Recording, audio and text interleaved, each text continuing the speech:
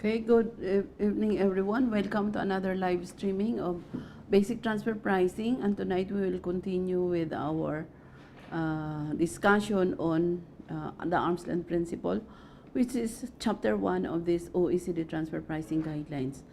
And I would like to say thank you sa mga subscribers natin, yung mga nag-subscribe po sa atin. We already have 150 subscribers, no?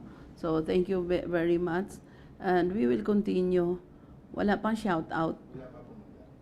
May nanonood. Meron po. Ilan?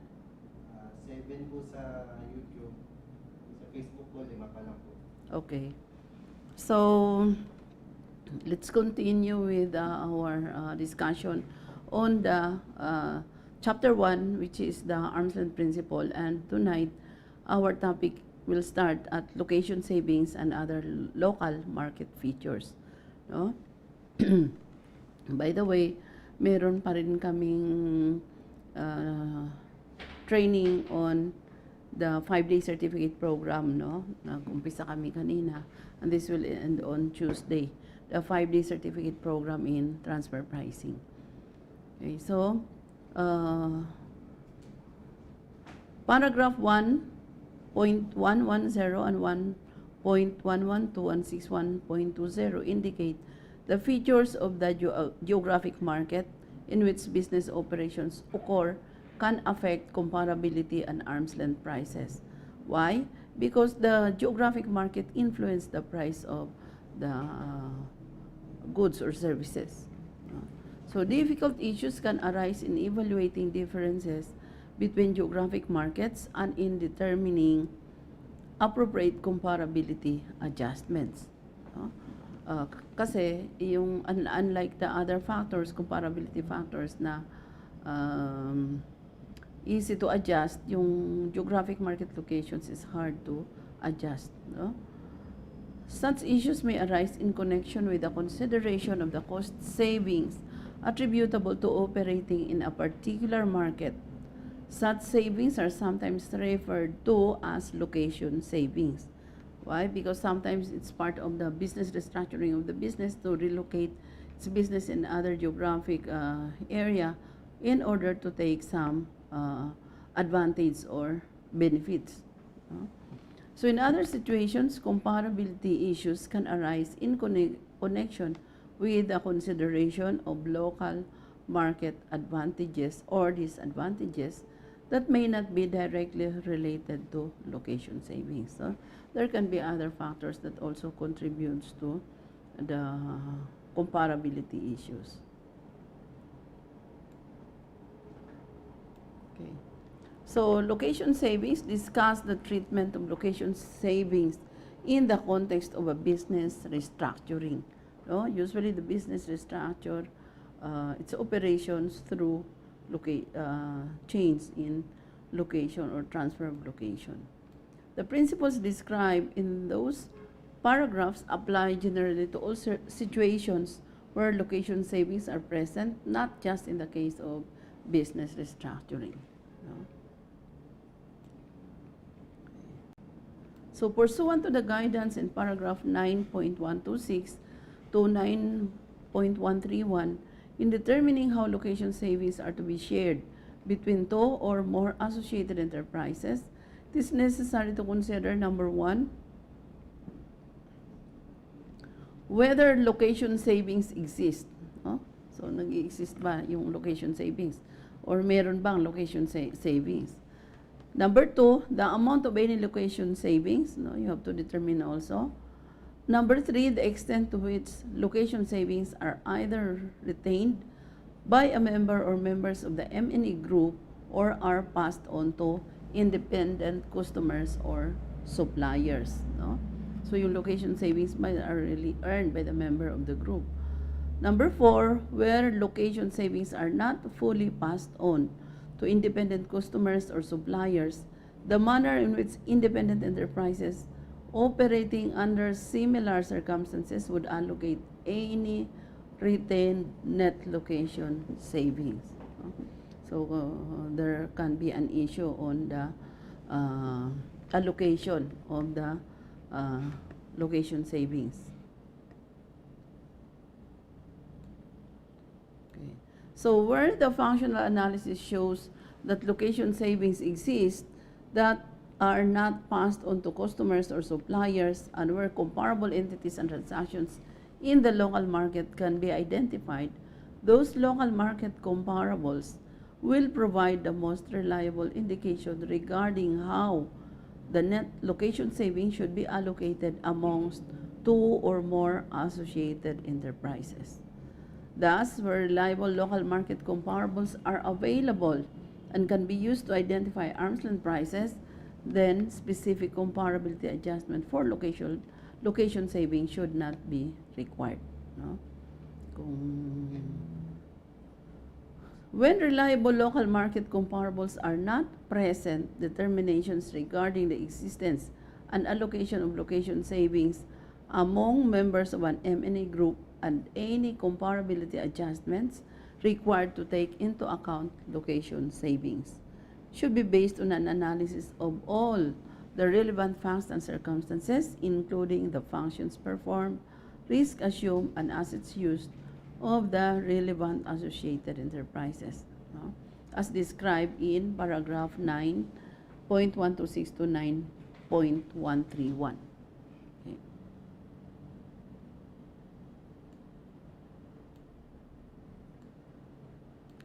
So what are the other local market features? Features of the local market in which business operations occur may affect the arm's length price with respect to transactions between associated enterprises. No? So the features of the local market. While some features may give rise to location savings, others may give rise to comparability concerns not directly related to such savings. No? So for example, the comparability and functional analysis conducted in connection with a particular matter may suggest that the relevant characteristics of the geographic market in which products are manufactured or sold, the purchasing power and product preferences of households in that market, whether the market is expanding or contracting, the degree of competition in the market, and other similar factors affect prices and margins that can be realized in the market. So these are very important. No? When you make a transfer pricing analysis, these things are to be explained.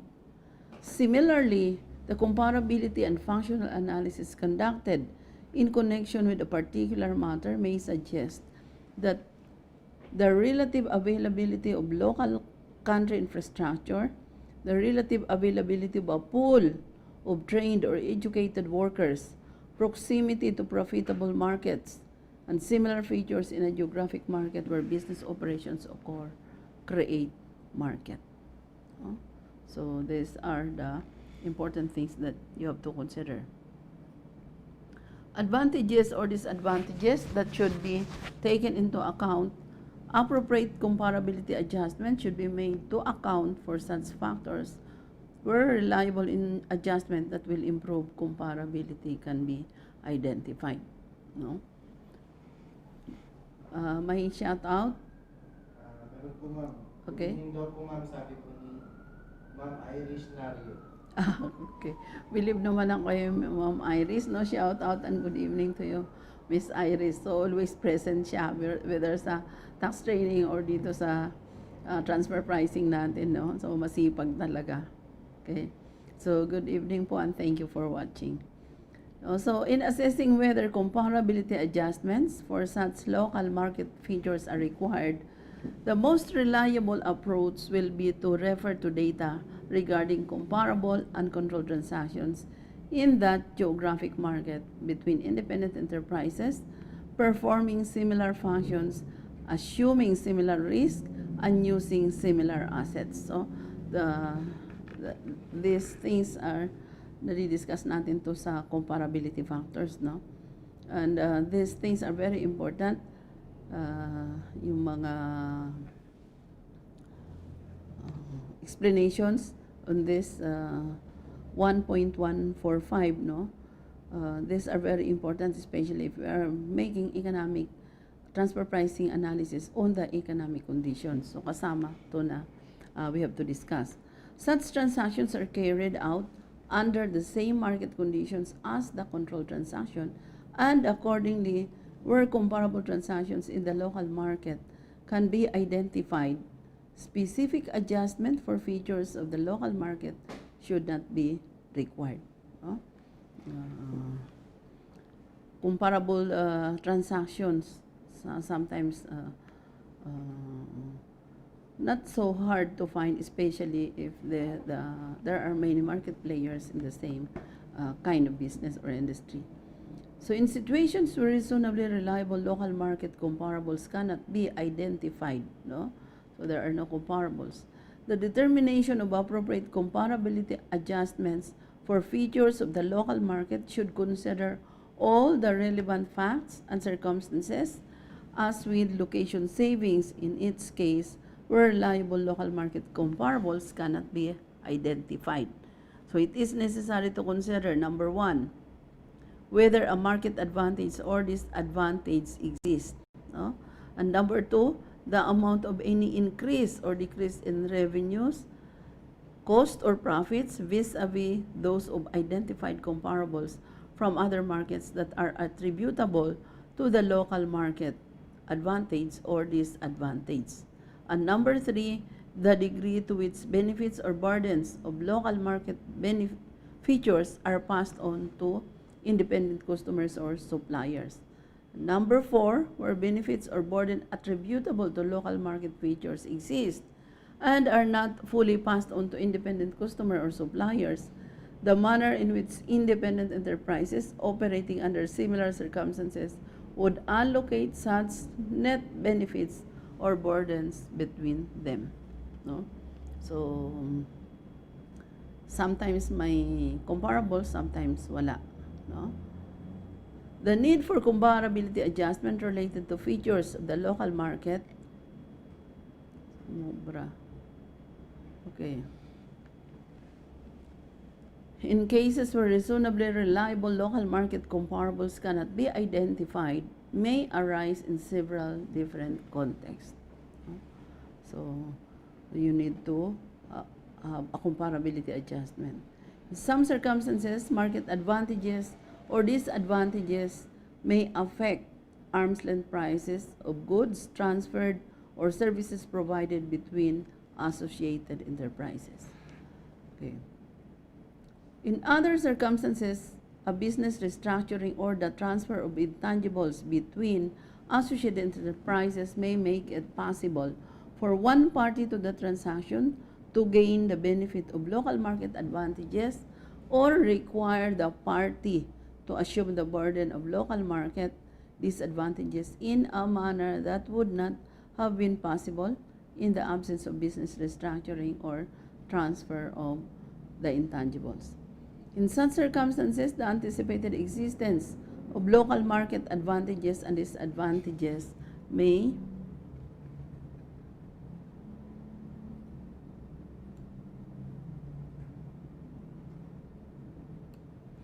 affect the arm's length price paid in connection with the business restructuring or intangible transfer. So in conducting a transfer pricing analysis, it is important to distinguish between features of the local market which are not intangibles. So what are the features of the local market? And any contractual rights, government licenses, or know-how necessary to exploit that market which may be intangibles. No? So depending on the circumstances, these types of intangibles may have substantial value that should be taken into account in a transfer pricing analysis in the manner described in Chapter 6 of this transfer pricing guidelines, including the guidance on rewarding entities for functions, assets, and risks associated with the development of intangibles contained in Section B of Chapter 6 of this regulation also. So in some circumstances, contractual rights and government licenses may limit access of competitors to a particular market and may therefore affect the manner in which the economic consequences of local market features are shared between parties to a particular transactions. That's why exclusivity in the licensing of intangibles can be an added advantage to the entity. No? In other circumstances, contractual rights or government licenses to access a market may be available to many or all potential market entrants with little restriction. Yun yung sa open market. No? And those things have to be considered when you make transfer pricing analysis. So for example, a country may require a regulatory license to be issued as a precondition for conducting an investment management business in the country and may restrict the number of foreign-owned firms for which such licenses are granted. The comparability and functional analysis may indicate that qualifying for such a license requires demonstrating to appropriate government authorities that the service provider has appropriate levels of experience and capital to conduct such a business in a reputable fashion. The market to which such a license relates may also be one with unique features. It may, for example, be a market where the structure of pension and insurance arrangements gives rise to large cash pools and a need to diversify investments internationally and a resulting high demand for quality investment management services and knowledge of foreign financial markets that can make the provision of such services highly lucrative. So the comparability analysis may further suggest that those features of the local market may affect the price that can be charged for certain types of investment management services and the profit margins that may be earned from providing such services. So under these circumstances, the intangible in question, the regulatory license to provide investment management services, may allow the party or parties holding the license to extract a greater share of the benefits of operating in the local market. So including the benefits provided by unique features of the market than would be the case in the absence of licensing requirement. However, in assessing the impact of the regulatory license, it may be important in a particular case to consider the contributions of both the local group member in the local market and other group members outside the local market in supplying the capabilities necessary to obtain the license, as described in Section B of Chapter 6. No? So, in a different circumstance, the comparability and functional analysis may suggest that a government-issued business license is necessary as a precondition for providing a particular service in a geographic market. However, it may be the case that such licenses are readily available to any qualified applicant and do not have the effect of restricting the number of competitors in the market. So under such circumstances, the license requirement may not present a material barrier to entry, and possession of such a license may not have any discernible impact on the manner in which the benefits of operating in the local market are shared between independent enterprises. So in that case, if there is no barrier to entry and the license is available to any applicant, then in that case, it's not hard to find comparable, and unlike those with barrier to entry.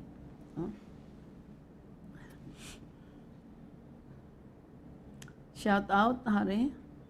Wala pa pong nag-comment ulit. Walang nag-comment? Wala pa. Wala ring question, no? So, okay.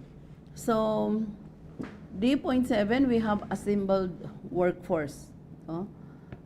Sometimes this assembled workforce are competitive advantages of the company.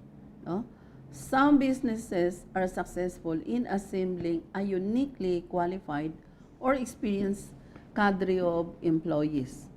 The existence of such an employee group may affect the arm's-length price for services provided by the employee group on the efficiency with which services are provided or goods produced by the enterprise.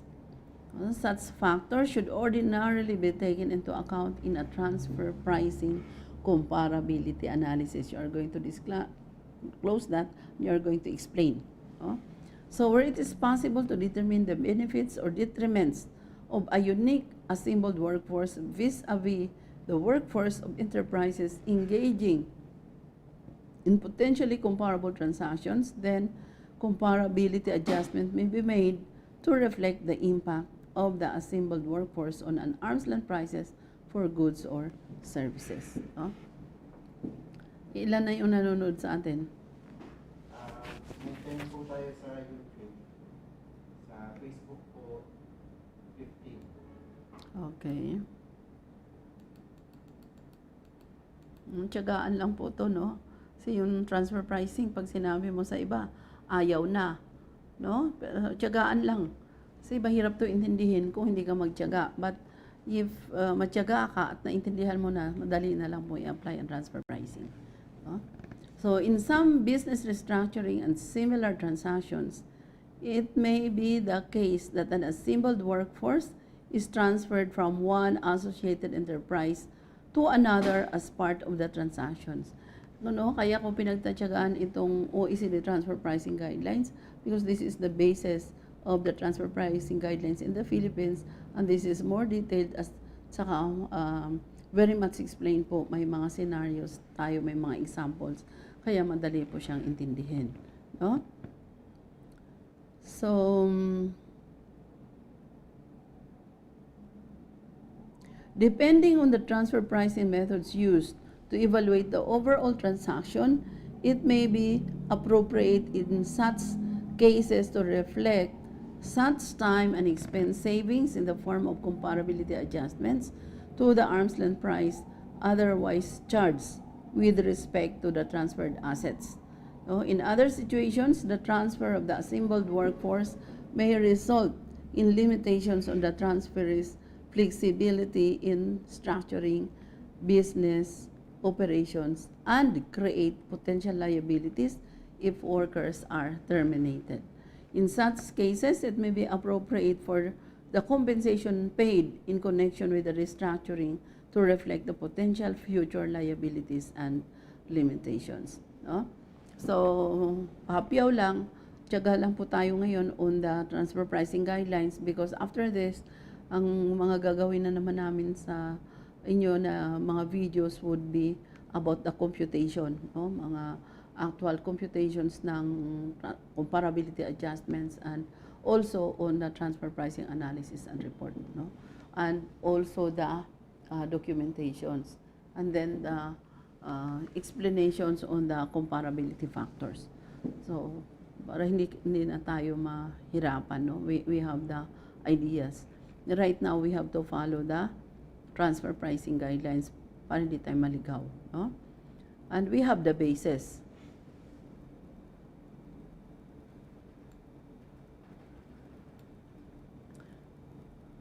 The foregoing paragraph is not intended to suggest that transfers or secondments of individual employees between members of an M&E group should be separately compensated as a general matter. No?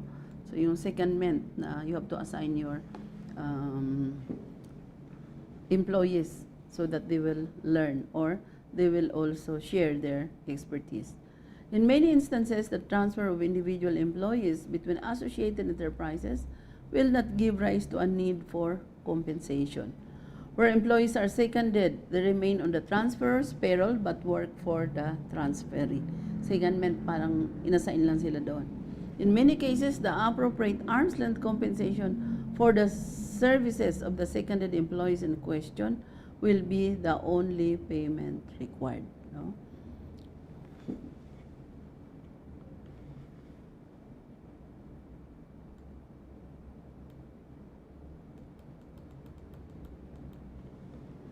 So it should be noted, however, that in some situations, the transfer or secondment of one or more employees may depending on the facts and circumstances, result in the transfer of valuable know-how or other intangibles from one associated enterprises to another, especially if the employees, no, being seconded are experts, no, may know-how, no, so they transfer, including the know-how, they share the know-how to the transferee, no. So, for example, an employee of Company A seconded to Company B may have knowledge of a secret formula owned by Company A and may make that secret formula available to Company B as second for use in its commercial operations. Similarly, employees of Company A seconded to Company B to assist with a factory startup may make Company A manufacturing know-how available to Company B for use in its commercial operations. No?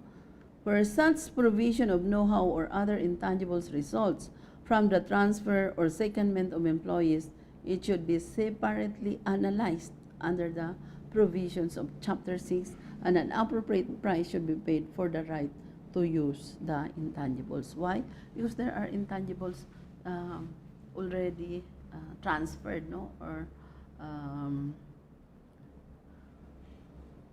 involved in the secondment of the employees.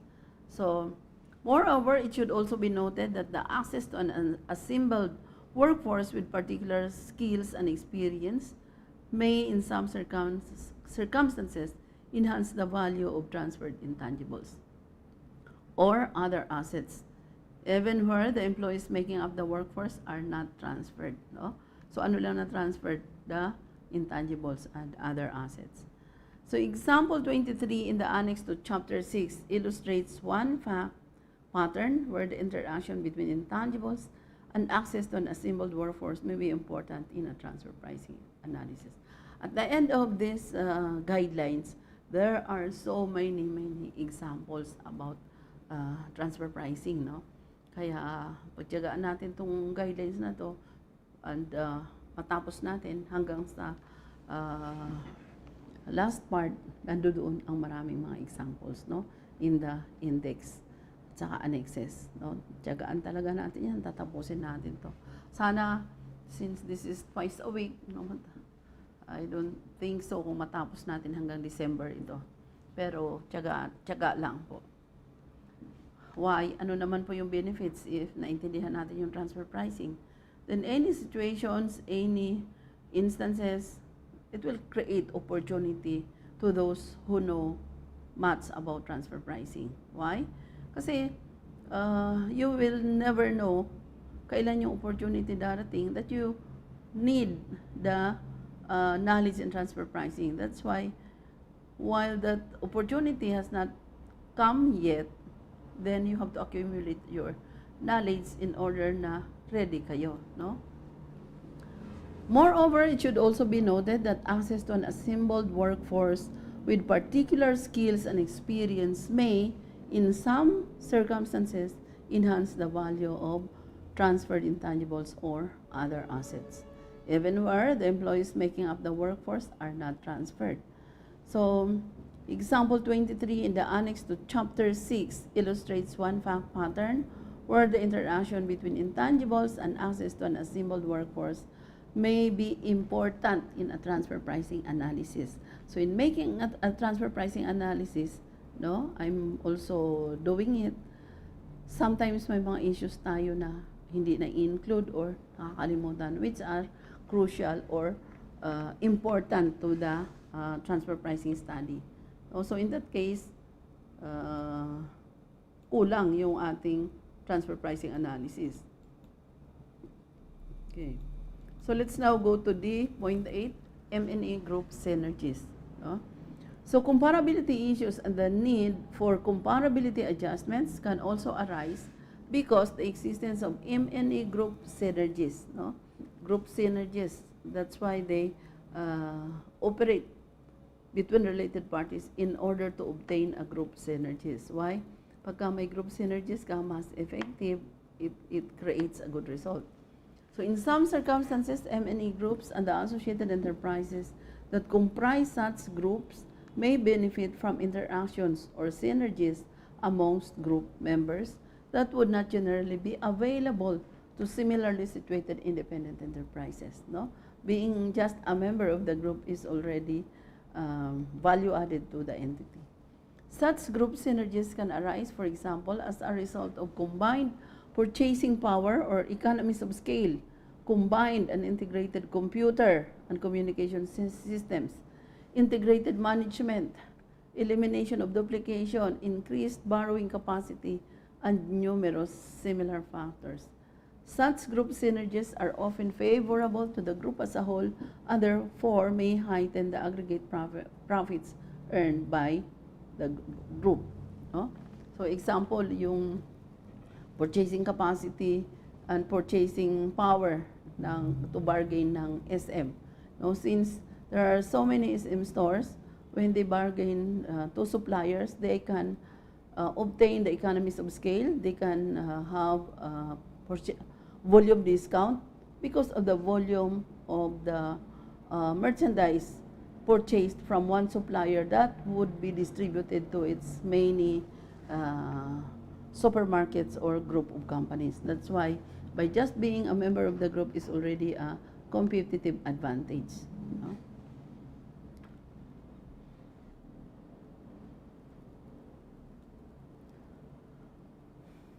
Okay, so the profits earned by the group members depending on whether expected cost savings are in fact realized and on competitive conditions. No? So in other circumstances, such synergies may be negative, no? Especially kung negative yung performance of the group. As when the size and scope of corporate operations create bureaucratic barriers not faced by smaller and more nimble enterprises, or when one portion of the business is forced to work with computer or communication systems that are not the most efficient for its business because of group-wide standards established by the M&E group. No? So paragraph 7.13 of this guideline suggests that an associated enterprise should not be considered to receive an intragroup service or be required to make any payment when it obtains incidental benefits attributable solely to its being part of a larger M&A group. So in this context, the term incidental refers to benefits arising solely by virtue of group affiliation and in the absence of deliberate concerted actions or transactions leading to that benefit. The term incidental does not refer to the quantum of such benefits or suggest that such benefits must be small or relatively insignificant. Sometimes incidental events, incidental costs are also material. So consistent with this general view, benefits incidental to group membership when synergistic benefits or burdens of group membership arise purely as a result of membership in an M&E group and without the deliberate members or the performance of any service or other function of group members. Such synergistic benefits of group membership need not be separately compensated or specifically allocated among members of the M&E group. So depending on the benefits that the member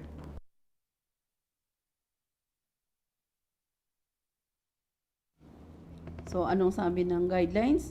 If the synergistic benefits of group membership need not be separately compensated or allocated among members of the M&E group, if the synergistic benefits or burdens of group arise purely as a result of membership. So, it need not be compensated.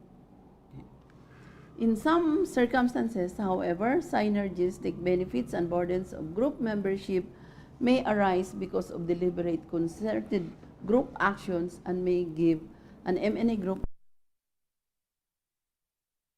structural advantage or disadvantage in the marketplace over market participants that are not part of an M&A group. and that are involved in comparable transactions. No? So whether such a structural advantage, what the nature and source of the synergistic benefit or burden may be and whether the synergistic benefit or burden arises through deliberate concerted group action can only be determined through a thorough functional and comparability analysis. That's why comparability factors natin kasama yung function sa assets and risks are very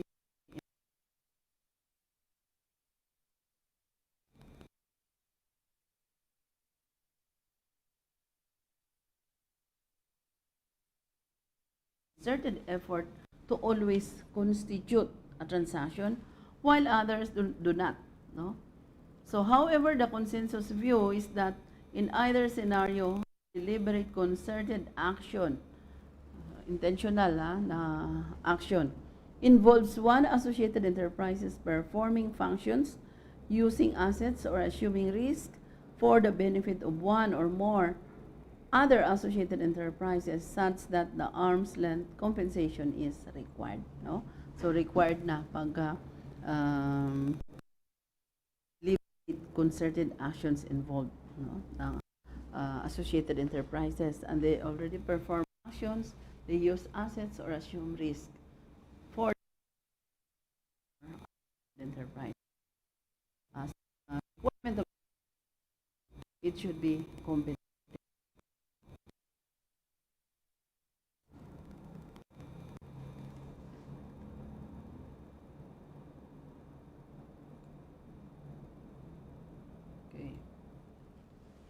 So, for example, if a group takes affirmative steps to centralize purchasing in a single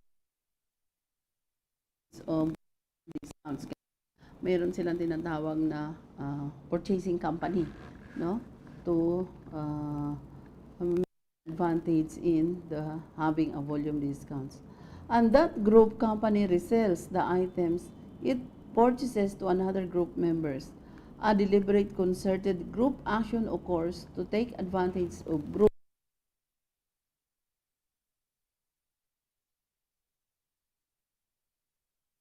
management and service by negotiating a group-wide discount with the supplier on the condition of achieving minimum group-wide purchasing levels, and group members then purchase from that supplier and obtain the discount.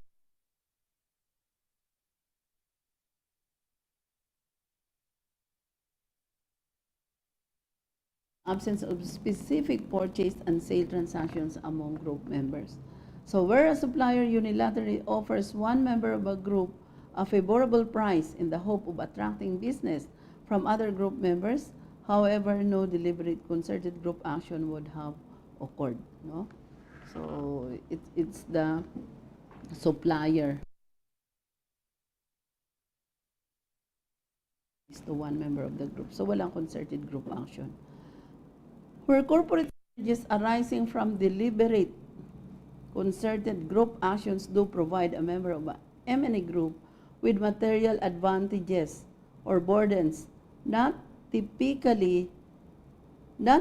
of comparable independent companies, it is necessary to determine. Okay, so ano yung determine niya? Number one, the nature of the advantage or disadvantage.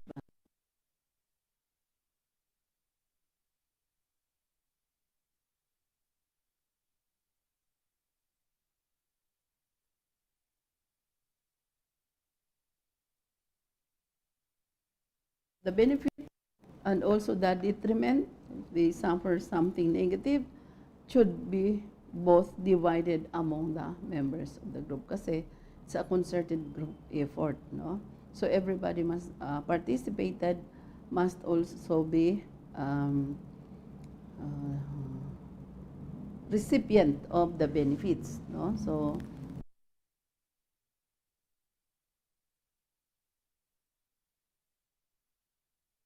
this exists and can be attributed to deliberate concerted group actions The benefits of such synergies should generally be shared by members of the group in proportion to their contribution to the creation of the synergy. So it depends on the participation.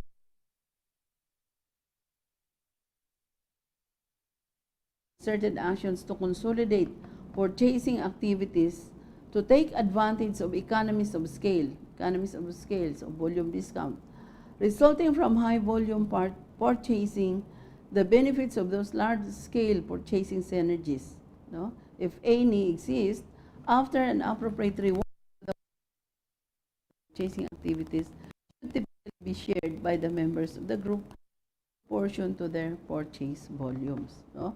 So sino makinabang? It should be the group, not the one who coordinate. The one who coordinate, in his coordination or coordinating effort, should be compensated, specifically compensated for that coordination. But the advantages group in proportion to their purchase volumes, because the concerted effort refers to the purchase. Comparability adjustment may be warranted to account for group synergies, no? So accounting for a group synergies, so you have to do a comparability adjustment.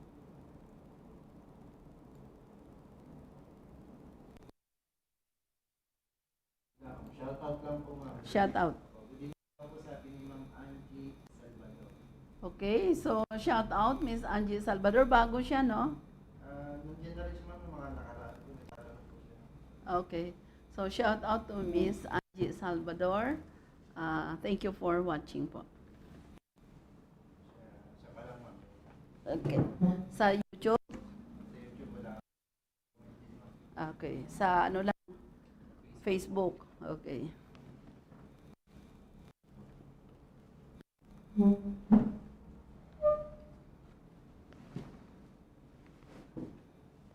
Okay.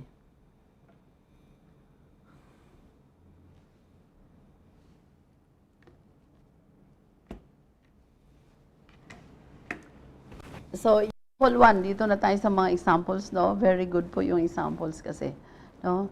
So, example 1, so that we will understand this group synergies, no? P is the parent company of an M&A group engaging in a financial services business, no? So, parent company, si P. The business, financial. Okay. So, the strength of the group's consolidated balance sheet makes it possible for P, the parent company, to maintain an AAA credit rating on a consistent basis. No? S is a member of the M&A group engaged in providing the same type of financial services as other group members and does so on a large scale in an important market. Itong si S, which is a subsidiary.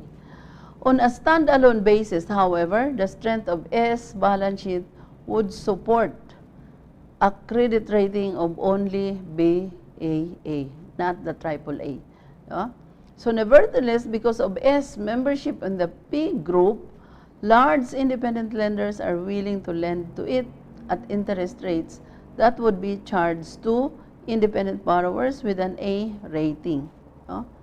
So a lower interest rate that would be charged if S were an independent entity with its same balance sheet but a higher interest rate than would be available to the parent company of the M&A group. So si S has the advantages because of being a member of the group. So instead of lower yung rating niya since may kasama doon siya sa group, it has a AAA rating, then it's an advantage to company is, and many lenders are willing to or finance asset to the company is, no? So assume that S borrow euro 50 million from an independent lender at the market rate So, si S, ito yung subsidiary.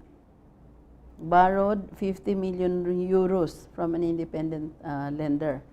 No? So, assume further that S simultaneously borrow euro 50 million from T. No? Na, mungutang na naman siya from T. On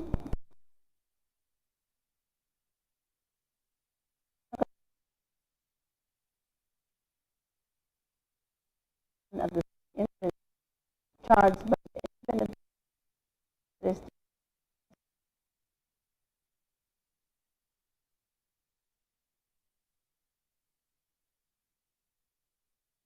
aware of its other borrowings, including the simultaneous loan from T. No? So, dalawa yung inutang niya. Under these circumstances, the interest rate charged on the loan by T to S is an arm's length interest rate because, number one, it is the same rate charged to S by an independent lender in for transactions. Number two, payment comparability to the ability of S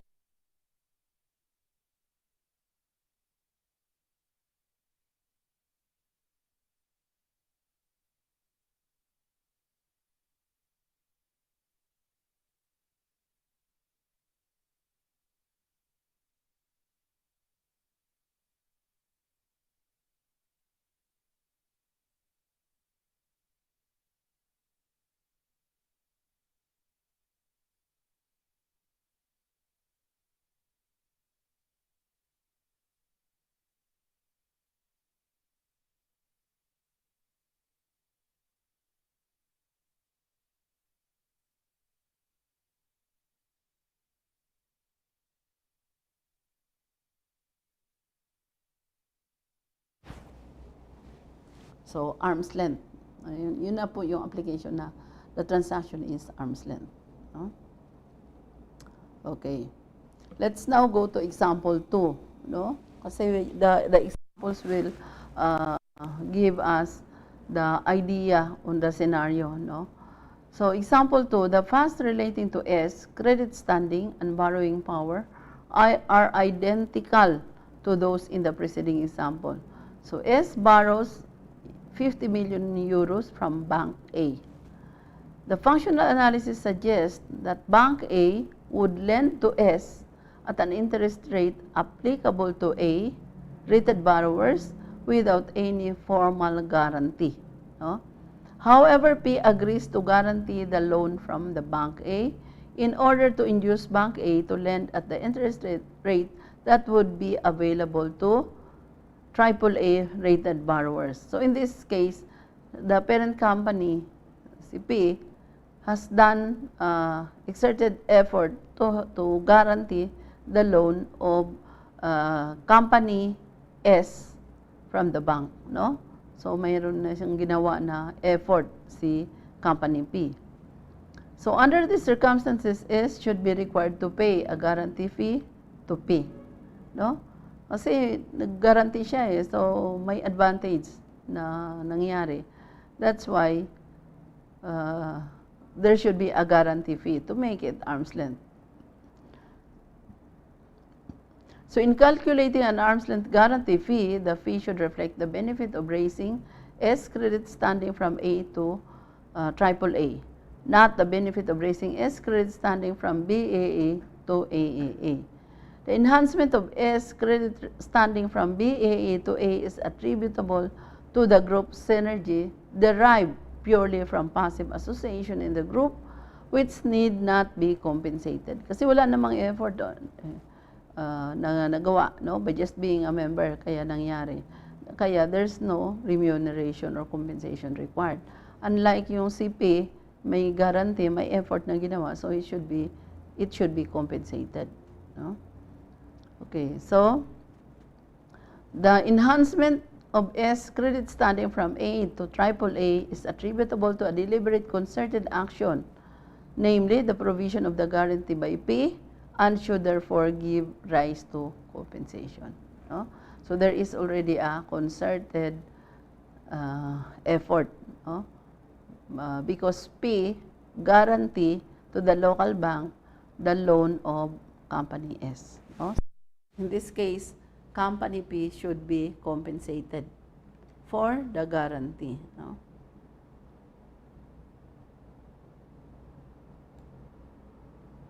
Okay, another example, example 3.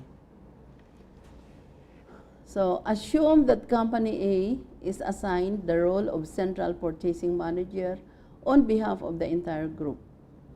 So, it purchases from independent suppliers and resells to associated enterprises. Company A, based solely on the negotiating leverage provided by the purchasing power of the entire group, is able to negotiate with a supplier to reduce the price of widgets from US dollar 200 to US dollar 110. No? So reduce the price. Under these circumstances, the Armsland price for the resale of widgets by Company A to other members of the group would not be at or near US $200. Instead, the Armsland price would remunerate Company A for its services of coordinating purchasing activity. If the comparability and functional analysis suggest, in this case, that in comparable uncontrolled transactions involving a comparable volume of purchases, comparable coordination services resulted in a service fee based on Company A's cost incurred plus a markup, no? Equating to a total service fee of US $6 per widget. No? Then the intercompany price for the resale of the widgets by Company A would be approximately 116 US dollars. So under these circumstances, each member of the group would derive benefits attributable to the group purchasing power of approximately 84 US dollars per widget. No? So, in addition, Company A would earn US $6 per widget purchased by members of the group for its service functions. No? So, they should be properly compensated, and that is the computation of how much its company will receive. Example 4. Assume facts similar to those in example 3, except that instead of actually purchasing and reselling the widgets, Company A negotiates the discount on behalf of the group. No? So, ibang effort or process. No? And group members subsequently purchase the widgets directly from the independent supplier. So under these circumstances, assume that the comparability analysis suggests that Company A would be entitled to a service fee of US $5 per widget for the coordinating services that it performed on behalf of other group members. So, yun yung compensation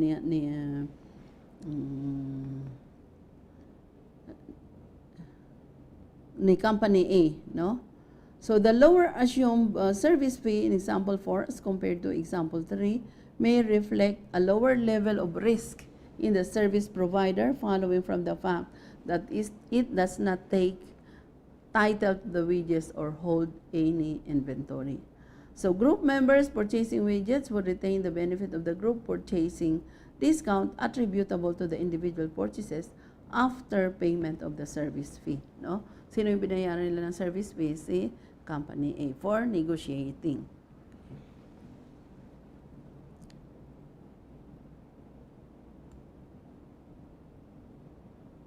Okay. So, example 5.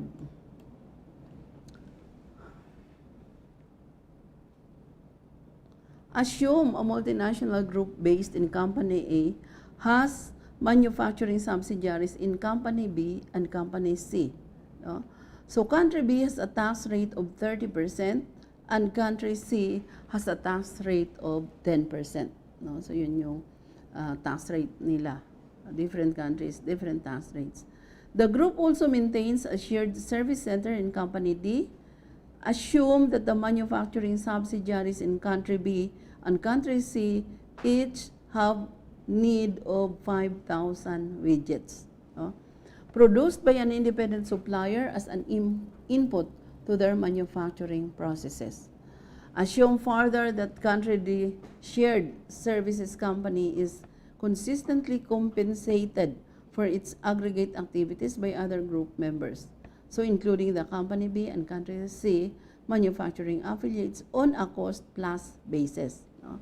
So cost-plus basis, which for purposes of this example is assumed to be arm's-length compensation for the level and nature of services it provides. No? So consistently binabayaran na yung no?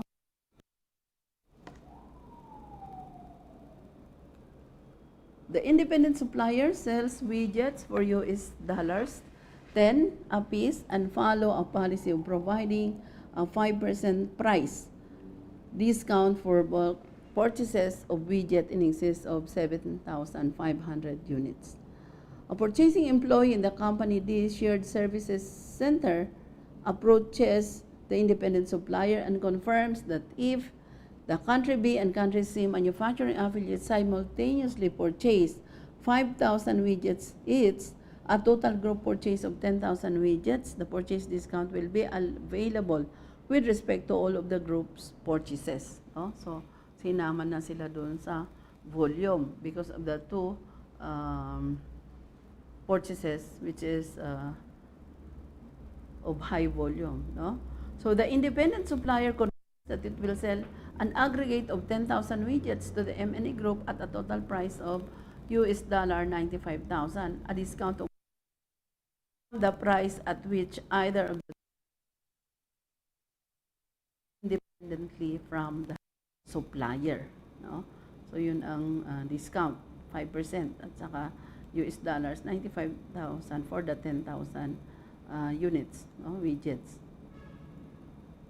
The purchasing employee at the shared services center then places orders for the required widgets and requests that the supplier invoice the country B manufacturing affiliate for 5,000 widgets at a total price of $50,000 and invoice the country C manufacturing affiliates for 5,000 widgets at a total price of $45,000. Why? Kasi the total of the 10,000 is 95,000. So, for 50,000 for C, and then the for B, and 45,000 for C, that makes a total of 95,000. The supplier complies with this request as it will result on the supplier being paid the agreed price of $95,000 for the total of 10,000 widgets supplied. So, the supplier agree because he has nothing to lose because the required payment of 95,000 is all paid. But the problem will lie on the group, no? Because the other paid 50,000 and the other paid only 45,000. So who owns that savings? So under these circumstances, country B would be entitled to make a transfer pricing adjustment, no? Reducing the expenses of the country B manufacturing affiliate by US dollars 2,500. Dapat hati sila. So the transfer pricing adjustment is appropriate because the pricing arrangements misallocate the benefit of the group synergy associated with volume purchasing of the widgets. So the adjustment is appropriate notwithstanding the fact that the country B manufacturing affiliate acting alone could not purchase widgets for a price less than the US dollars 50,000 it paid. No?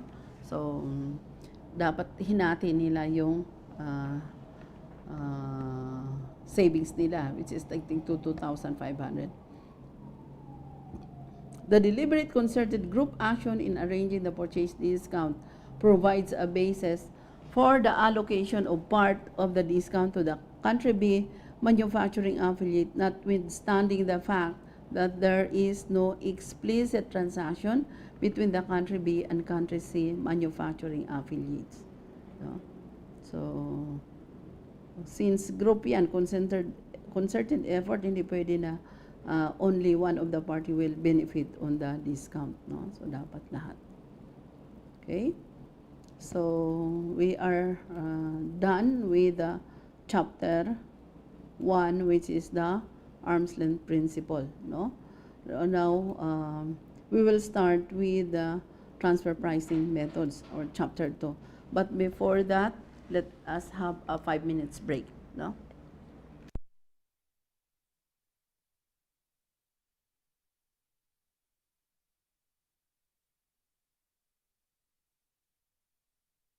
Jennifer Poblete. Okay, shout out, Ma'am Jennifer Poblete. Sino pa? Tapos good evening din daw po sabi ni May Christine. Okay, shout out also to May Christine. Good evening and thank you for watching. Good evening Madam, stay safe po, sabi ni Carlos Akupa. Nandyan siya. Oy, may anak ka na, no? Na former employee natin siya ngayon. Big time na yan na, ano, may hardware, no? Masipag na bata yan. Kaya, good evening sa iyo, no? And thank you for watching. Sabi naman po ni Mark de Guzman. Oh? Ako, more power po ka, Elsa. Salamat po na marami sa pagbabahagi ng inyong kaalaman. Keep safe po at God bless. Walang bar exam this year, no? So next year na. Classmate ko siya sa New Era College of Law. No? Okay. So let's have a 5 minutes break, no, before we proceed.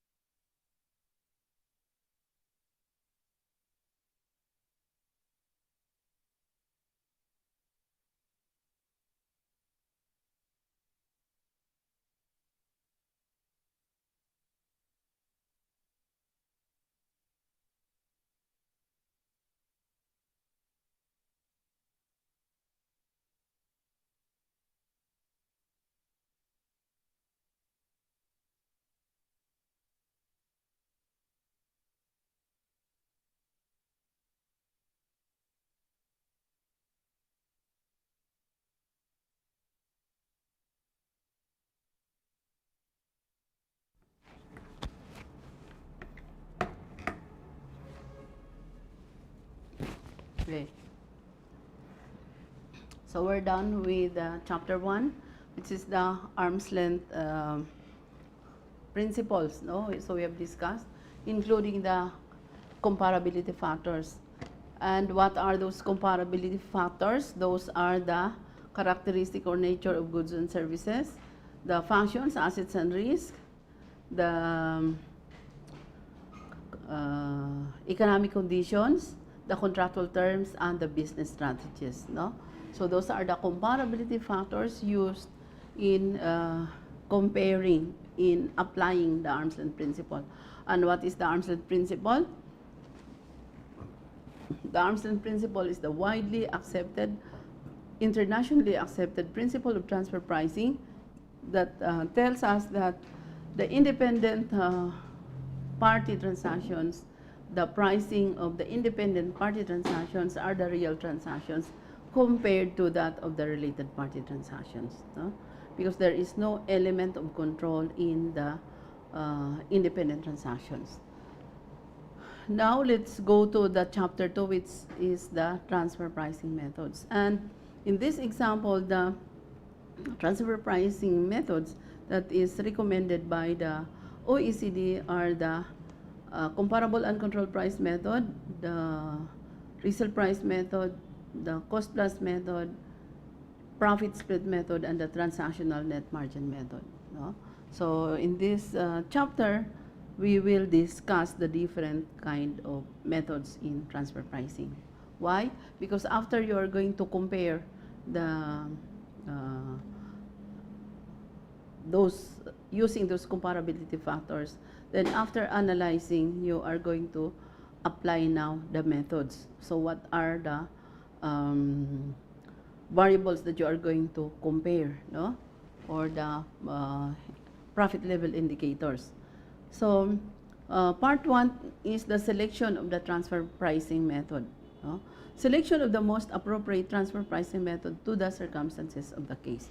So how are you going to select the appropriate transfer pricing method? No? So parts 2 and 3 of this chapter respectively describe traditional transactions methods. So yun yung first 3, no? Traditional transactions method, the comparable uncontrolled price, resale price, and the cost plus method. And the transactional profit methods, those are the transactional net margin method and the profit split methods. No? So that can be used to establish whether the conditions imposed in the commercial or financial relations between associated enterprises are consistent with the Armsland Principle. So we have discussed the Armsland Principle in chapter 1. No? So traditional transaction methods are the comparable uncontrolled price method or the CUP method, the resale price method, the cost plus method.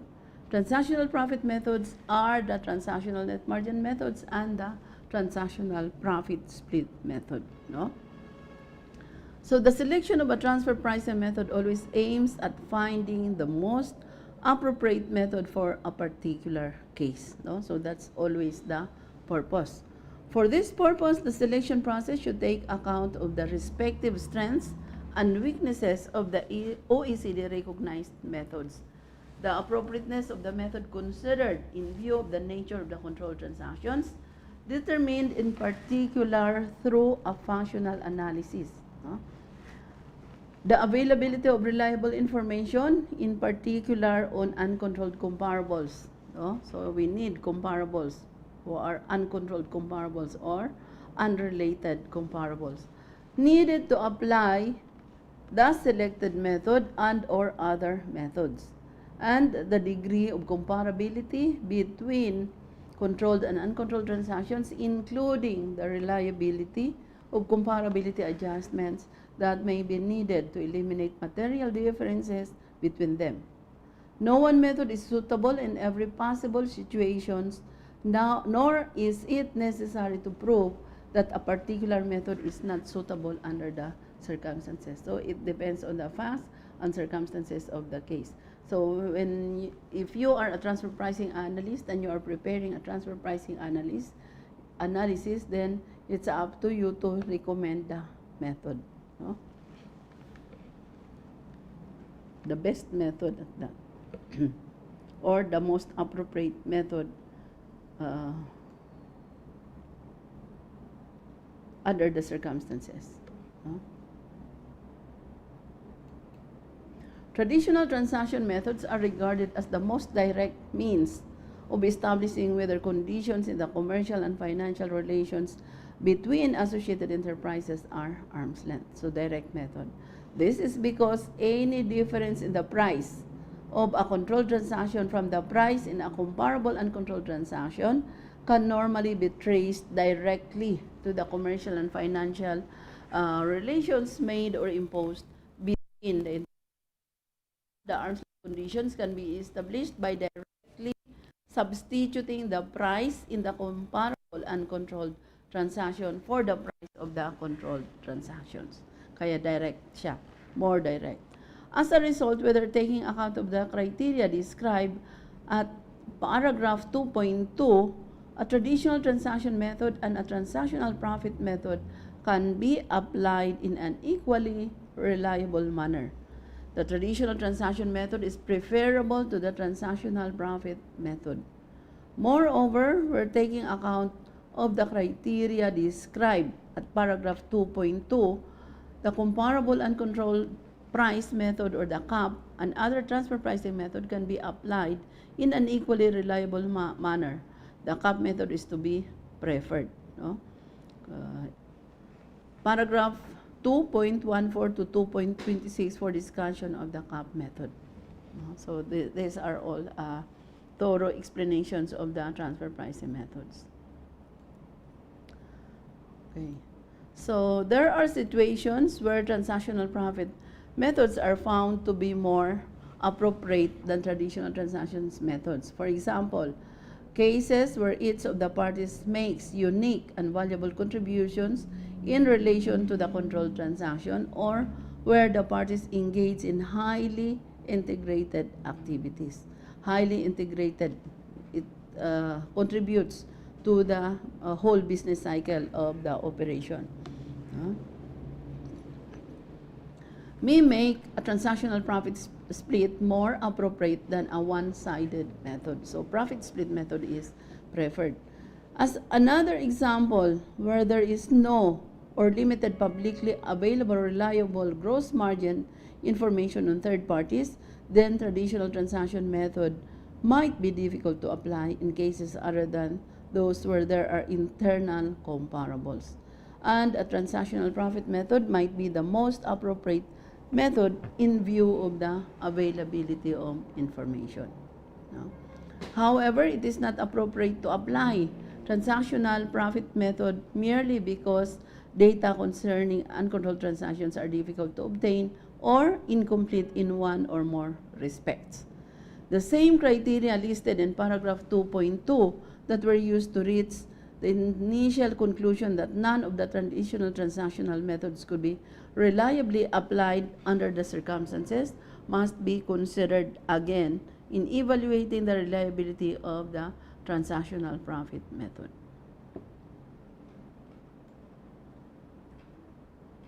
Okay. So methods that are based on profits can be accepted only insofar as they are compatible with Article 9 of the OECD Model Tax Convention, especially with regard to comparability. No? This is achieved by applying the methods in a manner that approximates arm's length pricing. The application of the arm's length principle is generally based on a comparison of the price, margin or profits from particular controlled transactions with the price, margin, or profits from comparable transactions between independent enterprises. So in the case of transactional profit split method, it is based on an approximation of the division of profits that independent enterprises would have expected to realize from engaging in the transactions. See paragraph 2.114. No? So in no case should transactional profit methods be used so as to result in overtaxing enterprises, mainly because they make profits lower than the average, or in undertaxing enterprises that make higher than average profits. There is no justification under the Armsland Principle for imposing additional tax on enterprises that are less successful than average, or conversely, for undertaxing enterprises that are more successful than average, when the reason for their success or lack thereof is attributable to commercial factors. No?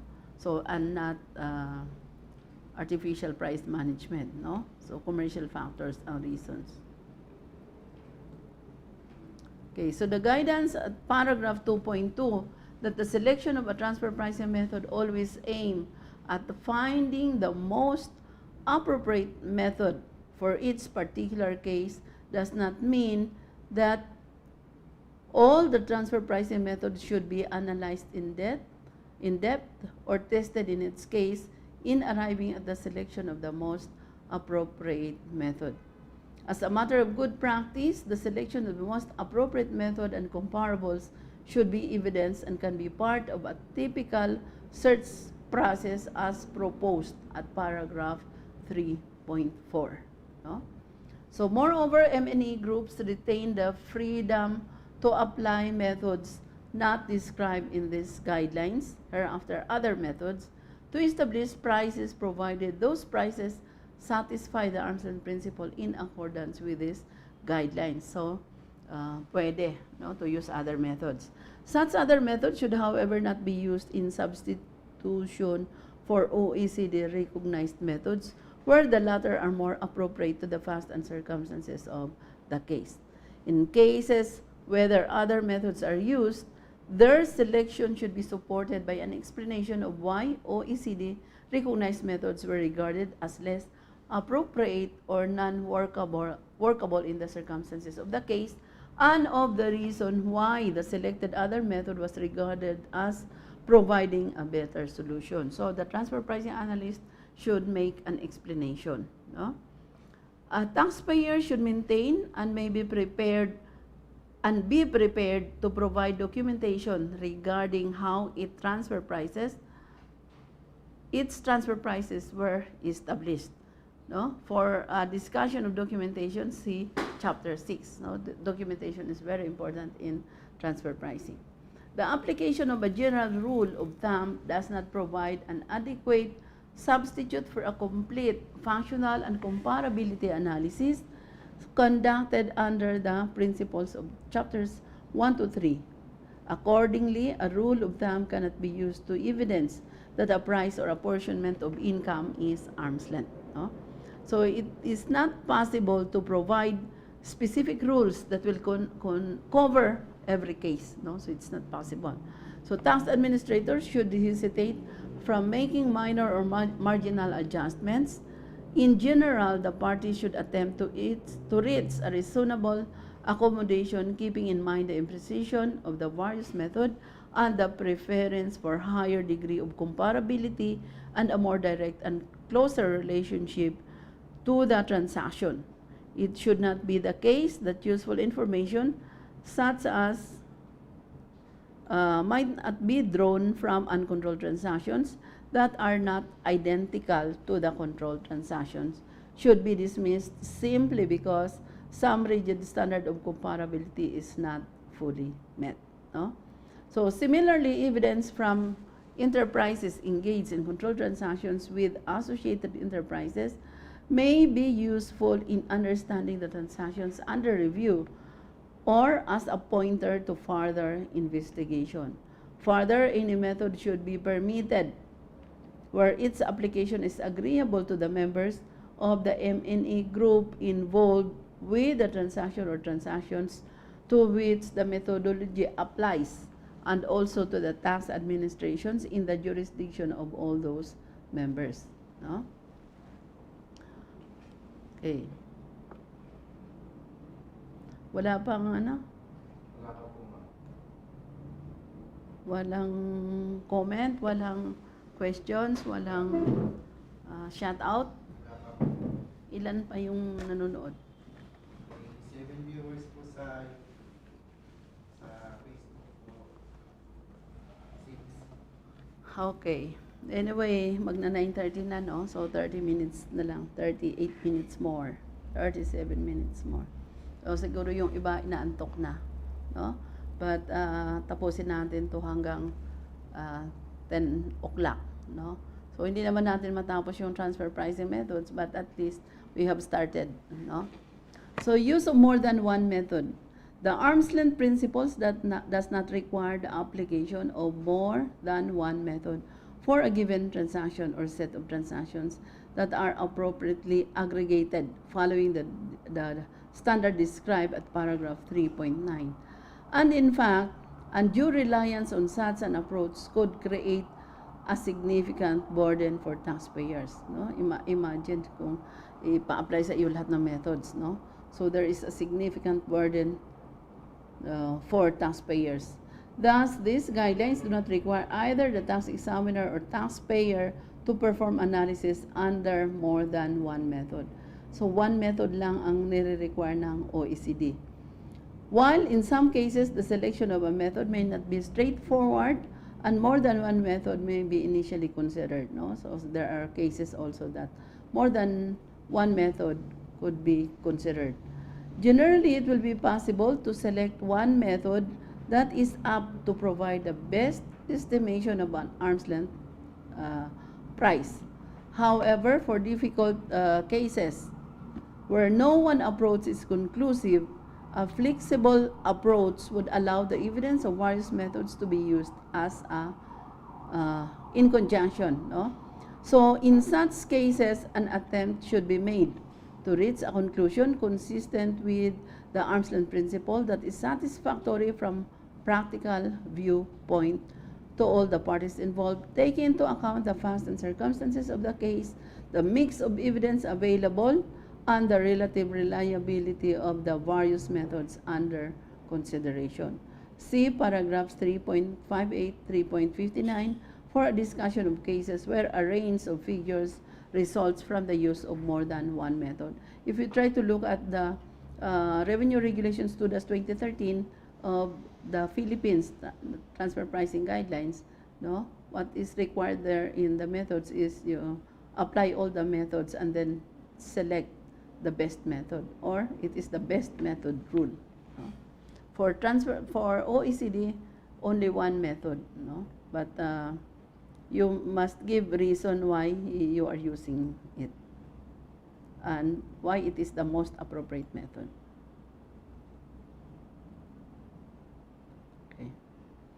Okay, so let's now go to the traditional transaction methods. No, so the part provides a detailed description of traditional transaction methods that are used to apply the arm's length principle. These methods are the comparable uncontrolled price method or CUP method, the resale price method, and the cost plus method. No?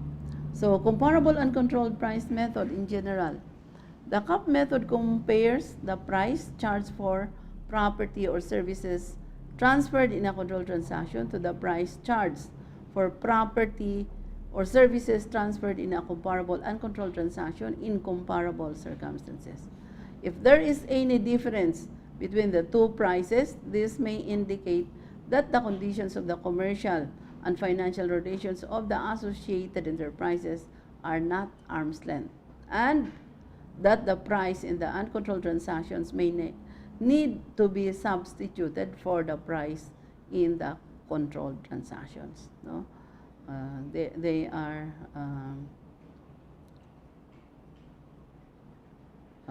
after comparing, no, so they are not arm's length. Following the principles in chapter 1, an uncontrolled transaction is comparable to a controlled transaction. For instance, it is a comparable uncontrolled transaction for purposes of the CUP method if one of two conditions is met. No? So letter A, none of the differences, if any, between the transactions being compared or between the enterprises undertaking those transactions could materially affect the price in the open market. Or letter B, reasonably accurate adjustments can be made to eliminate the material effects of such differences. Where it is possible to locate comparable uncontrolled transactions, the CUP method is the most direct and reliable way to apply the arm's length principle. So consequently, in such cases, the CUP method is preferable over all other methods. The CUP is the comparable uncontrolled price methods. No? So it may be difficult to find a transaction between independent enterprises that is similar enough to a controlled transaction such that no differences have a material effect on price. No? So it's difficult to find. For example, a minor differences in the property transferred in the controlled and uncontrolled transactions could materially affect the price, even though the nature of the business activities undertaken may be sufficiently similar to generate the same overall profit margin. When this is the case, some adjustments will be appropriate. As discussed below in paragraph 2.17, the extent and reliability of such adjustments will affect the relative reliability of the analysis under the CAP method or comparable uncontrolled price method.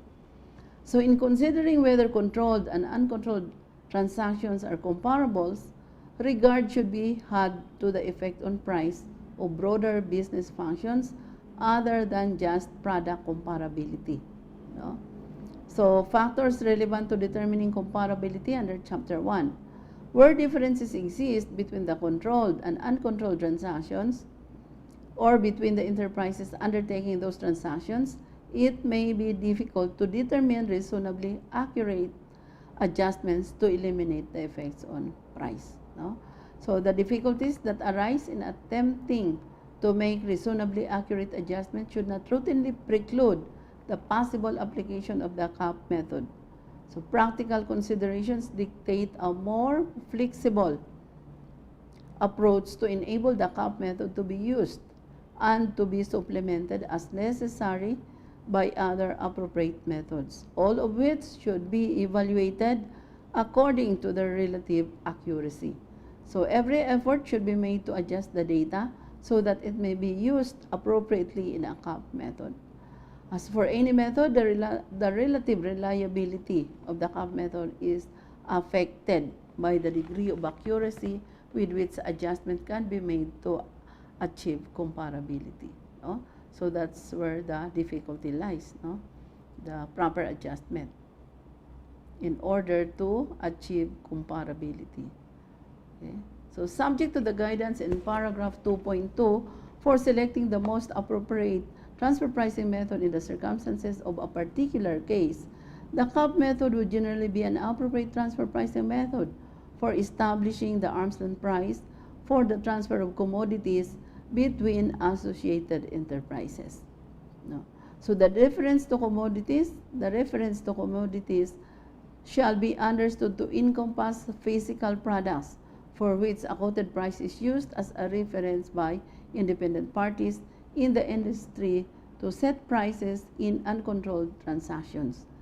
The term quoted price refers to the price of the commodity in the relevant period obtained in an international or domestic commodity exchange market.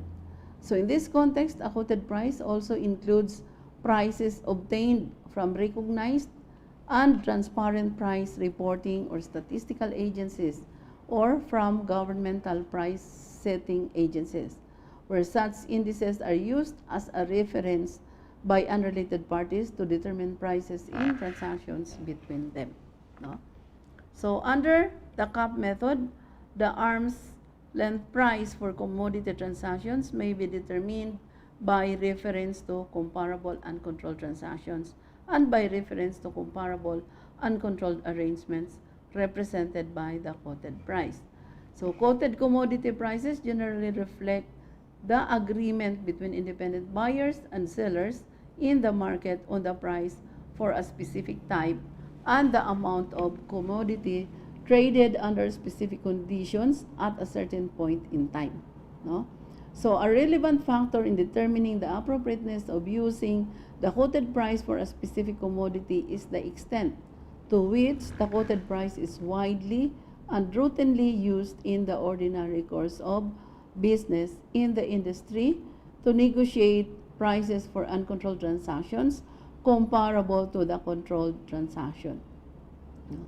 So accordingly, depending on the facts and circumstances of its case, quoted prices can be considered as a reference for pricing commodity transactions between associated enterprises. So taxpayers and tax administration should be consistent in their application of the appropriately selected quoted price. Okay. So this is about the comparable uncontrolled price. For the CUP method to be reliably applied to commodity transactions, the economically relevant characteristics of the controlled transactions and the uncontrolled transactions or the uncontrolled arrangements represented by the quoted price need to be comparable. So for commodities, the economically relevant characteristics include, among others, the physical features and quality of the commodity, the contractual terms of the controlled transactions, such as volumes, traded period of the arrangements, the timing and terms of delivery, transportation, insurance, and foreign currency terms. So for some commodities, certain economically relevant characteristics or prompt delivery may lead to a premium or a discount. So if the quoted price is used as a reference for determining the Armsland price or price range, the standardized contracts which stipulate specifications on the basis of which commodities are traded on the exchange and which result in a quoted price for the commodity may be relevant. No? So where there are differences between the conditions of the controlled transaction and the conditions of the uncontrolled transactions, or the conditions determining the quoted price for the commodity that materially affect the price of the commodity transactions being examined, reasonably accurate adjustment should be made to ensure that the economically relevant characteristics of the transactions are comparable. So contributions made in the form of functions performed, assets used, and risk assumed by other entities in the supply chain should be compensated in accordance with the guidance provided in this guideline. So remember that RAMO 1-2018, which is the transfer pricing audit guidelines of the Philippines, requires presentation or submission of the supply chain analysis, no, in order that this can be properly evaluated, no, the transactions. So in order to assist tax administrations in conducting an informed examination of the taxpayer transfer pricing practices, taxpayers should provide reliable evidence and document as part of their transfer pricing documentation the price setting policy for commodity transactions, the information needed to justify price adjustments based on the comparable uncontrolled transactions or comparable uncontrolled arrangements represented by the quoted price, and any other relevant information such as pricing formulas used, third-party and customer agreements, premia or discounts, applied pricing date, supply chain information, and information prepared for non-tax purposes. No? May nakikinig pa sa atin, Hari? Meron pa po, ma'am. Ilan pa? Sa YouTube, ma'am, ano po, 8. Okay. Sa Facebook po, 6. Okay, so shout out po tayo sa mga Facebook friends natin, no, na nandyan pa. And then shout out din tayo sa natitira sa YouTube, no? So continue lang po tayo up to 10 o'clock, no? So we were discussing still the comparable uncontrolled price method as the first method recognized by the OECD, no? So a particularly relevant factor for commodity transactions determined by reference to the quoted price is the pricing date, no? Which refers to the specific time, date, or time period, a specified range of dates over which an average price is determined, selected by the parties to determine the price for commodity transactions, no? Kasi when we say price, actual price yan. Where the taxpayer can provide reliable evidence of the pricing date agreed by the associated enterprises in the controlled commodity transaction at the time the transaction was entered into. No? So proposals and acceptances, contracts or registered contracts, or other documents setting out the terms of the arrangement may constitute reliable evidence. No? And this is consistent with the actual conduct of the parties or with other facts of the case. So in accordance with the guidance in Section D, Chapter 1, on accurately delineating the actual transaction. So tax administration should determine the price for the commodity transaction by reference to the pricing date agreed by the associated enterprises. No?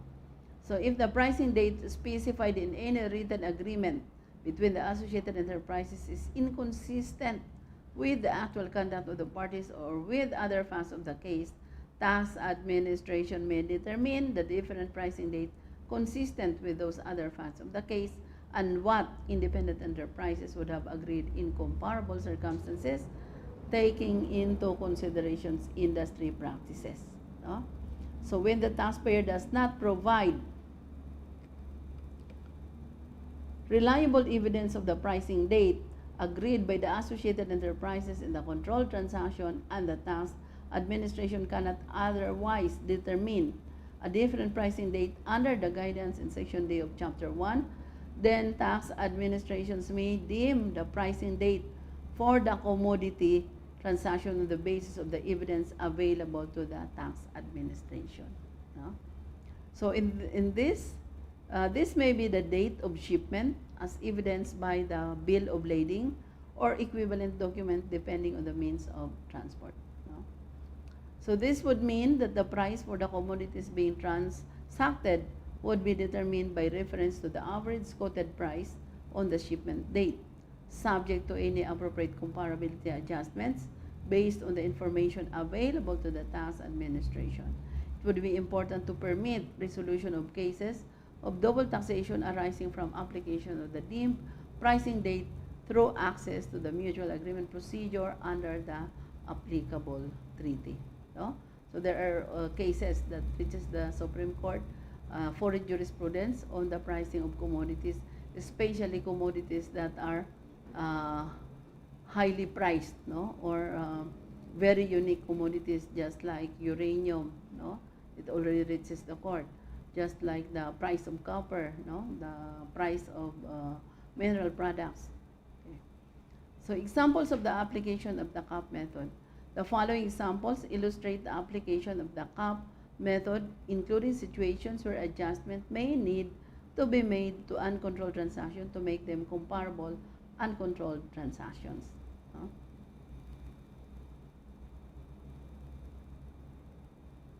Okay. So the CAP method is a particularly reliable method where an independent enterprise sells the same product as is sold between two associated enterprises. No? Kaya nga, comparable uncontrolled price, compare the price, no? So between independent enterprises and the associated enterprises.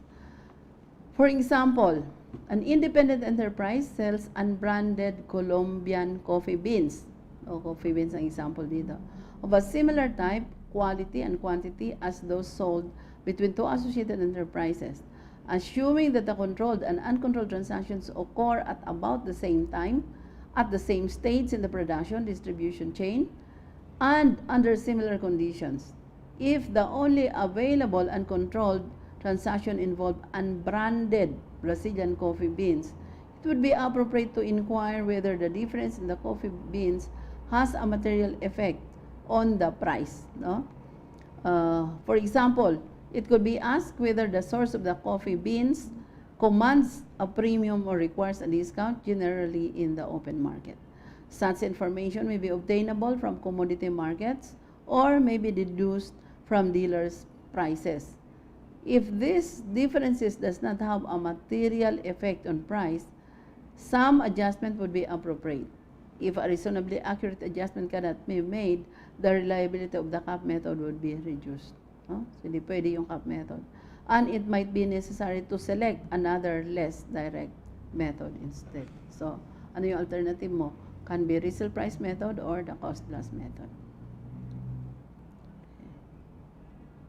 One illustrative case where adjustment may be required is where the circumstances surrounding controlled and uncontrolled sales are identical. No? So, identical ang independent transactions and the related party transactions. They are identical or mostly the same or similar. So except for the fact that the controlled sales price is a delivered price and the uncontrolled sales are made FOB factory, the differences in terms of transportation and insurance generally have a definite and reasonably ascertainable effect on price. No? So therefore, to determine the uncontrolled sales price, adjustment should be made to the price for the difference in delivery terms. No? So another example, assume a taxpayer sells 1,000 tons of a product for $80 per ton to an associated enterprise in its M&E group, and at the same time sells 500 tons of the same product for 100 per ton. Oh, so 80 yung related party. Sa iba, 100 per ton to an independent enterprise. So this case requires an evaluation of whether the different volume should result in an adjustment of the transfer price. So sa independent, 100, sa related, 80. The relevant market should be researched by analyzing transactions in similar products to determine typical volume discounts. No? So pwedeng attributable siya sa volume discounts because 1,000 tons ang volume ng 80 per ton, while yung 100 per ton is only 500 tons. Okay? So that's all for the comparable uncontrolled price method. Now let's go to the resale price method. So in general, the resale price method begins with the price at which a product that has been purchased from an associated enterprise is resold. No? So resold, kaya resell, to an independent enterprise. This price, the resale price, is then reduced by an appropriate gross margin on this price, the resale price margin. No? So, representing the amount out of which the reseller would seek to cover the selling and other operating expenses, and in the light of the functions performed, taking into account asset use and risk assumed, make an appropriate profit. No? So what is left after subtracting the gross margin can be regarded after adjustment for another cost associated with the purchase of the product. No? So customs duties as an arm's-length price for the original transfer of property between the associated enterprises. No? So this method is probably most useful where it is applied to marketing operations. No? So yung resale price method. Okay. The resale price margin of the reseller in the controlled transactions may be determined by reference to the resale price margin that the same reseller earns on items purchased and sold in comparable uncontrolled transactions. So internal comparable. Also, the resale price margin earned by an independent enterprise in comparable uncontrolled transactions may serve as a guide, no? External comparable, where the reseller is carrying on a general brokerage business. The resale price margin may be related to a brokerage fee, which is usually calculated as a percentage of the sales price of the product sold. No? So the determination of the resale price margin in such a case should take into account whether the broker is acting as an agent or as a principal. No? So the treatment would be different if the entity is the principal or as an agent. So following the principles in Chapter 1, an uncontrolled transaction is comparable to a controlled transaction. It is a comparable uncontrolled transaction for purposes of the resale price method if one of two conditions is met.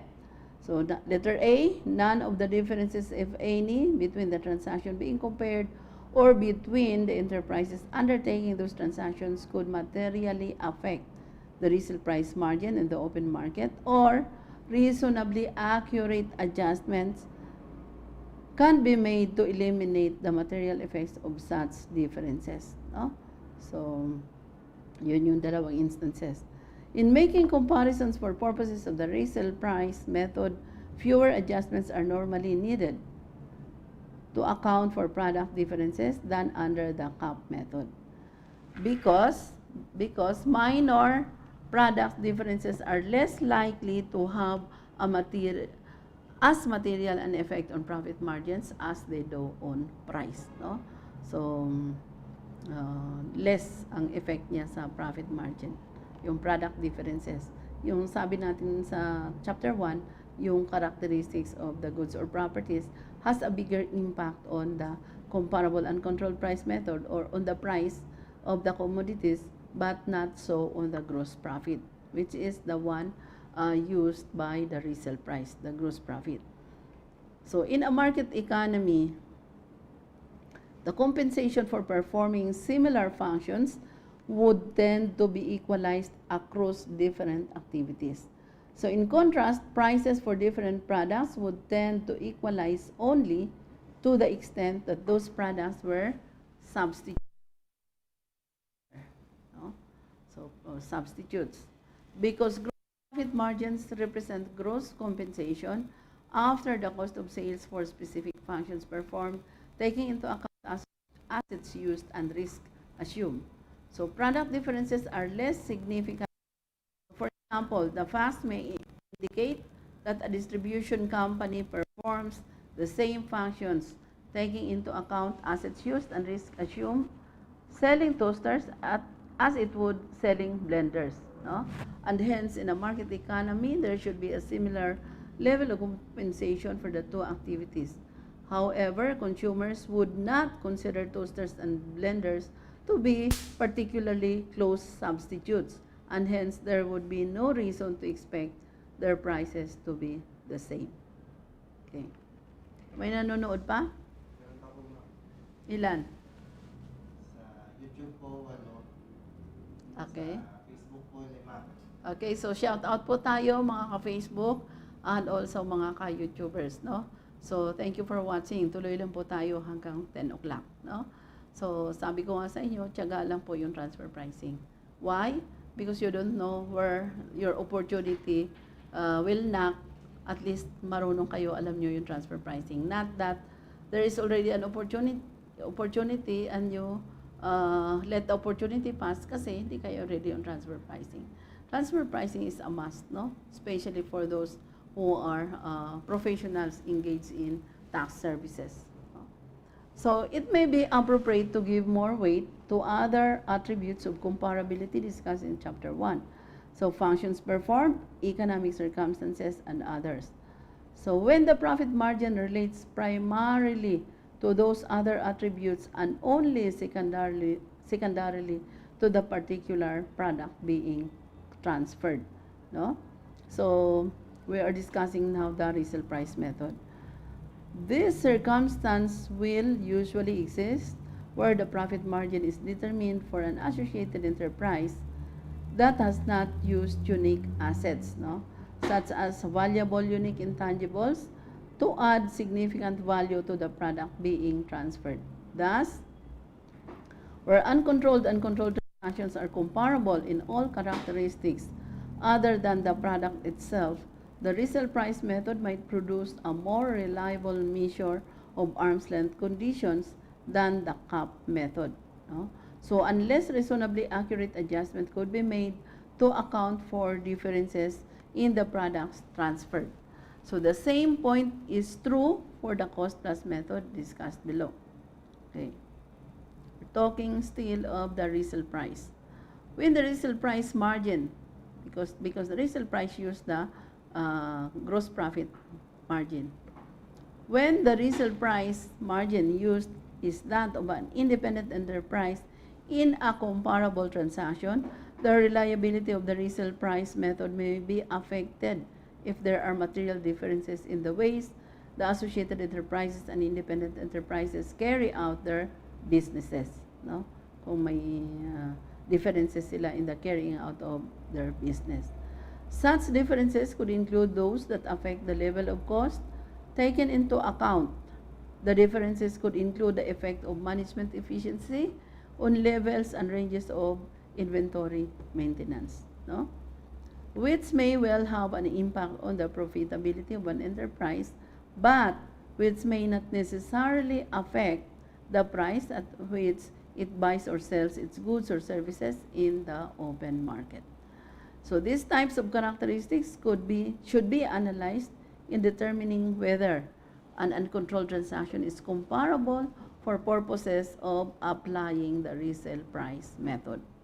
So the resale price method also depends on comparability of functions performed, taking into account assets used and risk assumed, may become less reliable when there are differences between the controlled and uncontrolled transactions and the parties to the transactions, and those differences have a material effect on the attribute being used to measure arm's length conditions. No? So in this case, the resale price margin realized. When there are material differences that affect the gross margins earned in the controlled and uncontrolled transactions in the nature of functions performed by the parties to the transactions, adjustment should be made to account for such differences. So you have to adjust. The extent and reliability of those adjustments will affect the relative reliability of the analysis under the resale price method in any particular case. So how are you going to adjust will reflect the result of your transfer pricing analysis, no? Or your transfer pricing analysis can be put into question, no? So an appropriate resale price margin is easiest to determine where the reseller does not add substantially to the value of the product, no? So in contrast, it may be more difficult to use the resale price method to arrive at an arm's length price where before resale the goods are further processed or incorporated into a more complicated product so that their identity is lost or transformed. So where components are joined together in finished or semi-finished goods. Another example where the resale price margin requires particular care is where the reseller contributes substantially to the creation or maintenance of intangible property associated with the product. No? So may intangible property involved. For instance, trademarks or trade names, no? These are intangibles protected, no? Or registered, which are owned by an associated enterprise. In such cases, the contribution of the goods originally transferred to the value of the final product cannot be easily evaluated. So a resale price margin is more accurate where it is realized within a short time of the reseller's purchase of the goods, no? Short time, so walang holding period.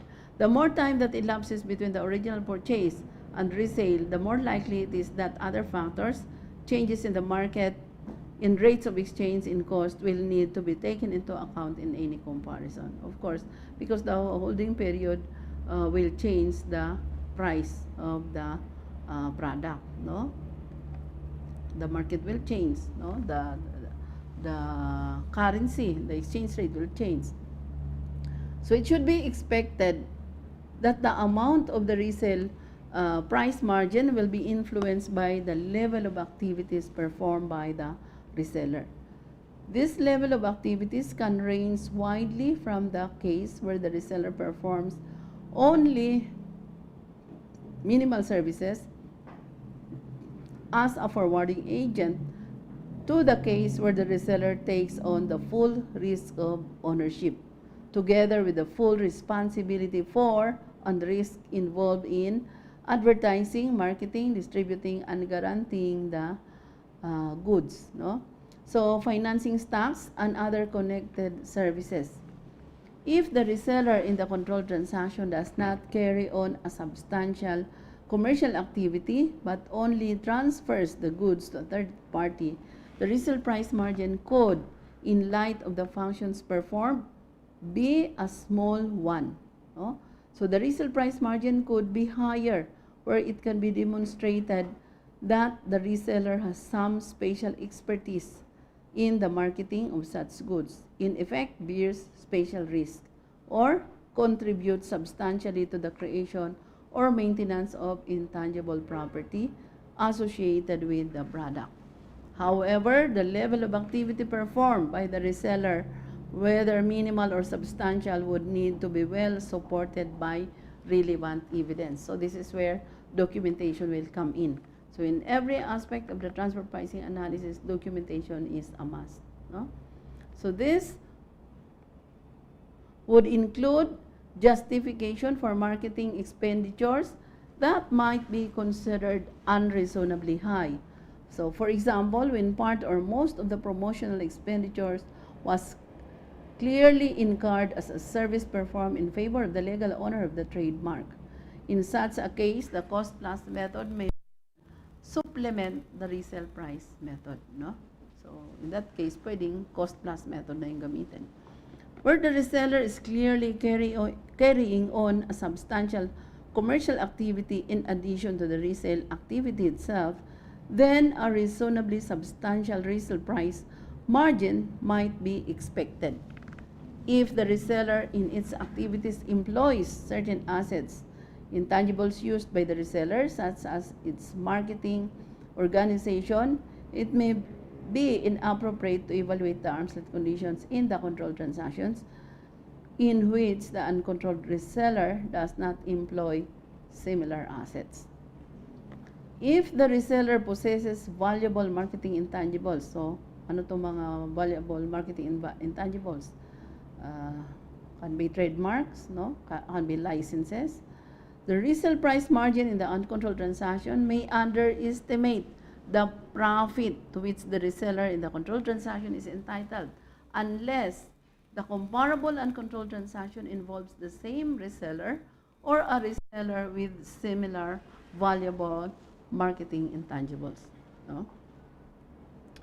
In a case where there is a chain of distribution of goods through an intermediate company, it may be relevant for tax administrations to look not only at the resale price of goods that have been purchased from the intermediate company, but also at the price that such company pays to its own supplier and the functions that the intermediate company undertakes.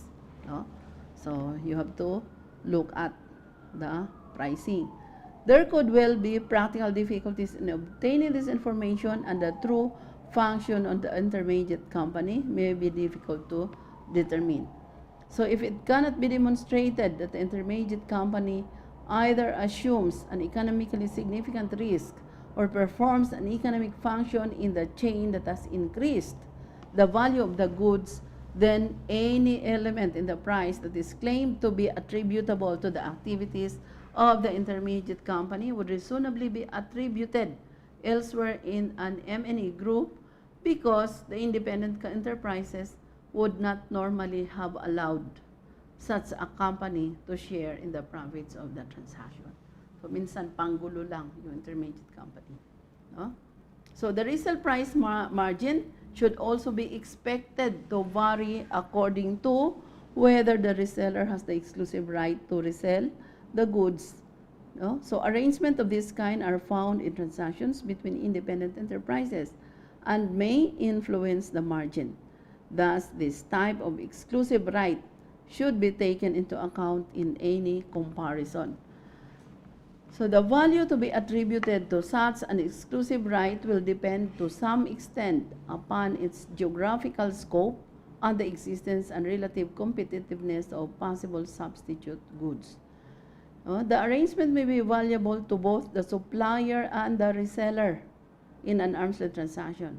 So for instance, it may stimulate the reseller to greater effort to sell the supplier's particular line of goods. So can be in the form of encouraging the reseller to sell better, to make effort to sell more. No? So on the other hand, such an arrangement may provide the reseller with a kind of monopoly, with the result that the reseller possibly can realize a substantial turnover without great effort. So accordingly, the effect of this factor upon the appropriate resale price margin must be examined with care in its case. No?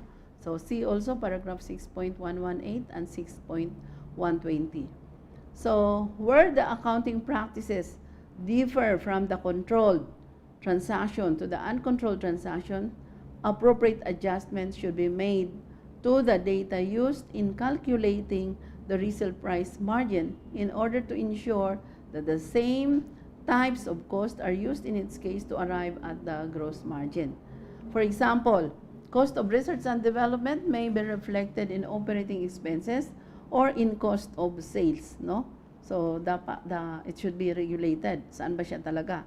The respective gross margins would not be comparable without appropriate adjustment if the research and development is included in the direct cost, no? Cost of sales. So, for the example of the application of the resale price method, we will continue with our discussion on Thursday in our live streaming. No? So, may shout out tayo, Hari? Meron ma'am. Okay. Ma'am Gina Rosales. Gising pa si Ma'am Gina, ha? So, shout out po, Ma'am Gina Rosales, no? Napakasipag din ni Ma'am Gina. So, shout out, she's from Cebu. Thank you for watching. Sabi niya, ma'am, I, ma'am, expect blessings for being so giving of your time so you can impart knowledge. Thank you talaga. Kasi pandemic, ano pa ang gagawin natin instead of wasting our time? So ito na, no? Parang ako sana ayoko na, pero sabi ko, how can I make myself serviceable? Ito na lang. Sini ko naman na kaya yung ibang mga physical na trabaho. So dito na lang, sharing your knowledge learned to others, no? Especially those na hindi naman natin ma-reach out, hindi naman natin mapuntahan. So through this opportunity given to us by YouTube, at least nakakapag-share po tayo ng knowledge. Kaya most of all, thank you po sa YouTube for this opportunity. No? Thank you din, Miss Gina. God bless also. No? May apo na siya sa kanyang lawyer. No? Masipag. Okay? Meron pa? Wala na po, ma'am. Okay, so with that, let's call it a night. And we will have our live streaming ulit sa kailan? Next Bukas, week. ma'am. Bukas tax training yun eh. Sa Lunes, ma'am. No, Ay, sa- Lunes. No, sa Monday na po ulit kasi Monday and Wednesday po yung ating transfer pricing. Our tax training naman is Tuesday and Thursday. Kaya bukas we have our live streaming on tax training and we will be discussing there the withholding tax yung 11-2018. No? So thank you very much for watching and good evening, and thank you also for subscribing. Thank you very much and good night.